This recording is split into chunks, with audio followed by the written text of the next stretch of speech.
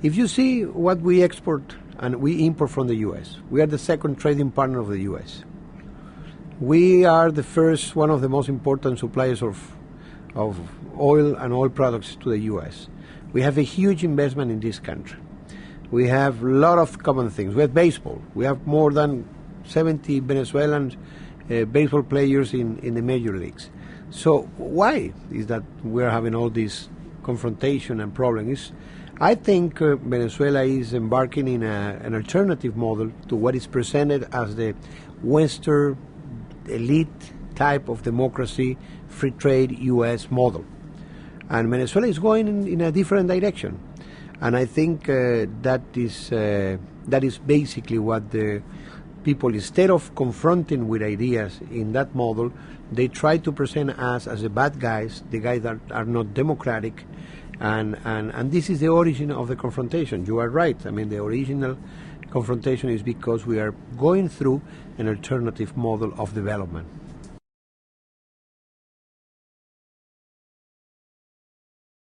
Mutual respect. Understand the changes. Reach out to the real people. Listen to them. Don't qualify them before you even know them. And for the U.S. to understand that the times of hegemonistic power of the U.S. over Latin America are over. And the sooner the better. When they realize that, and again, the sooner the better for the U.S. and for Latin America. We cannot change our geographic position. Venezuela cannot take Venezuelan territory and go to Asia. And the U.S. will stay here in this part of the world. So we will be neighbors. And we have a long history, long common history. I think there is now the time to review not only certain policies, but to really have a new understanding of what is going on and what is the future for all of us. And that means that we have to respect each other. We have to forget about this idea of imposing models. We have to understand that if you want to fight poverty, you have to really do it. We have a common problem. There are more than 40 million people in this country. In the U.S., the richest countries in the world, the most important, the sole and unique military power in the world. So I think there might be a lot of learning from the U.S. from what is going on in South America. And we are not enemies. I mean, we have a common destiny, but we have to sit down, understand each other, and understand that the times of imperialism and hegemonistic control over Latin America by the U.S. are over.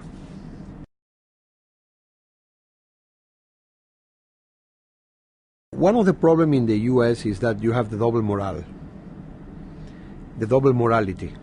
So on the one hand, you criticize countries, but on the other hand, you do, I mean, you don't behave,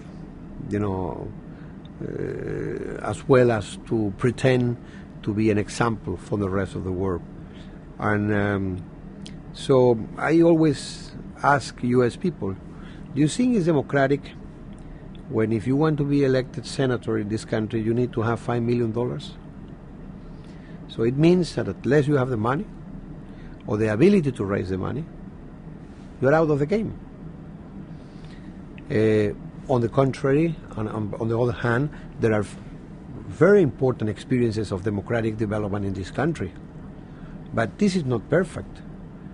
And the other thing is you cannot pretend that you are going to impose to the rest of the world a kind of development that is the one you have in the U.S. And by the way, there are a lot of critiques about the way democracy is in this country. So first, I think I always talk to the U.S. and I say, you have to first look at home, what you have at home before you go and try to impose or to qualify what is going on outside the country. Secondly, I don't know, I always say people say that there is problem with freedom of expression in Venezuela. And there are the same people have been saying for 8 consecutive years, 24 hours a day, 7 days a week, that there is not freedom of expression in Venezuela, and those guys are still in Venezuela. So it's kind of suspicious. So there is a free press in Venezuela.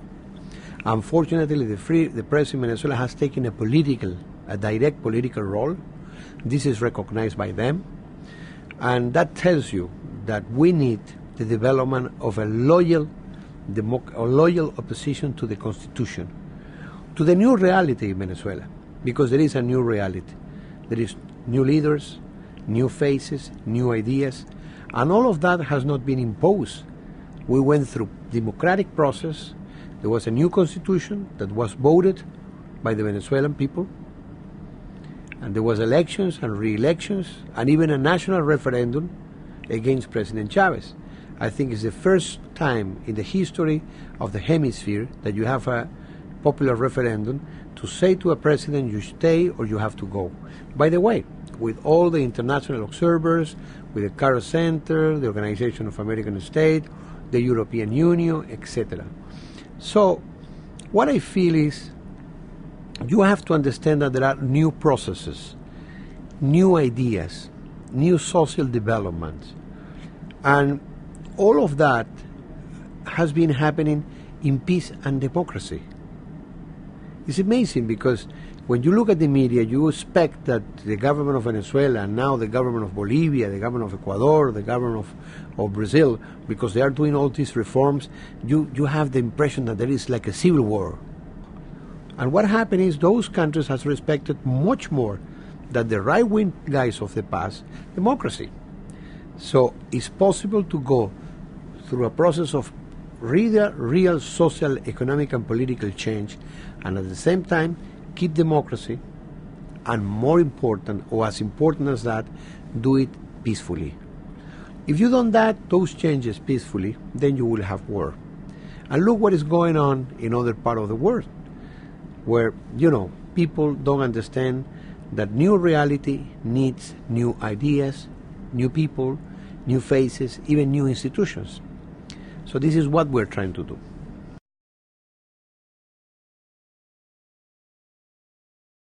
Well, Venezuela is is located in a place and where on the one hand we have the Caribbean facade of the country, and we have been always very much related with the Caribbean countries.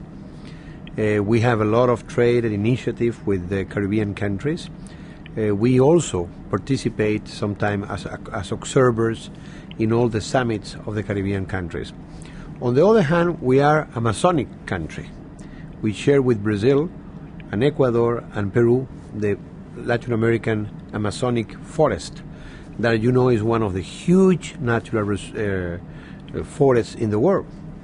On the other hand, we are Andean country and then we used to belong to the Andean community until very recently, although there has been a lot of discussion recently in these last 2 or 3 weeks in Venezuela, and the countries in the Andean community wants to talk to Venezuela and sit down and to see what are the proposals for Venezuela for a relaunching of the Andean community. And Venezuela is about to enter as a fully member of the Mercosur. So it's very interesting the case of Venezuela because you have on the one hand the Caribbean side, the Amazonian side, the Andean side, and the south is the Mercosur participation.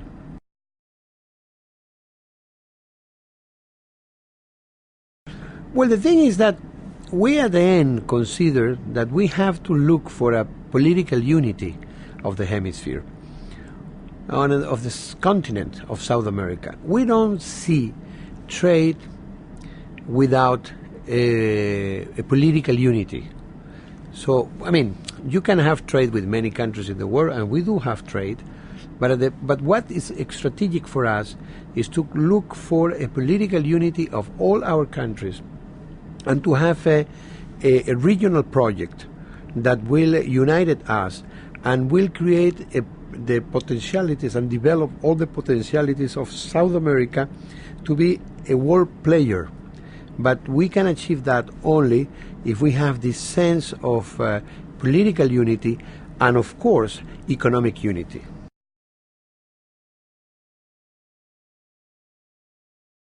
In the case of Venezuela, recent renationalization of our natural oil resources basically has meant, first, from a tax point of view, that we were able to increase significantly all the oil income revenue in Venezuela. That, of course, was also put to finance basically the social programs. And on the other hand, having the full control over our natural resources has allowed us to go beyond the traditional projects of oil and gas and embark ourselves in the regional projects like the pipeline crossing South America, Petrocaribe, which is an initiative to consolidate a market among Caribbean countries, the idea of what we call Petroamerica, which is basically to work together with other Latin American countries. I'll give you an example very briefly of Uruguay. In Uruguay, they have a refinery. We have invested in that refinery. We send the products. They are paying us back in software, houses, and many things. And at the same time, we have invited the Uruguayans to participate and to produce oil with us in the Orinoco tar belt in Venezuela. So at the end, a country which was not an oil country will become an associated of Venezuela in developing the reserves in Venezuela and supplying the Uruguayan society. And we have done that also in the context of an energy treaty that will guarantee for countries in South America supply of oil from Venezuela for more than 30 years.